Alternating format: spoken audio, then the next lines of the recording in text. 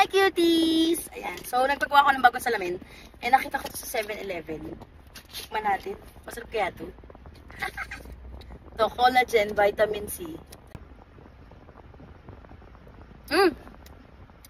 Ang tamis, sarap. Ang sarap. Masarap, tamis. Ano ba? Meron siya mga jelly sa loob. Ang sarap nito. Tayan mo natin to.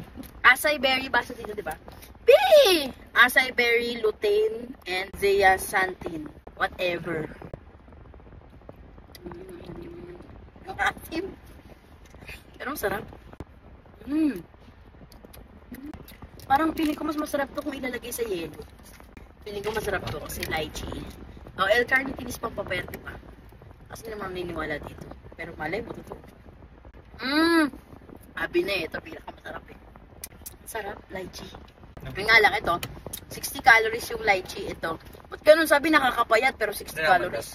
Ito naman, itong collagen with vitamin C, 35 calories daw. Tama. Ewan ko kung tama yung mga, yun ibig sabihin nun kasi di ka pumain berry, 30 calories lang. Okay siya. Try nyo!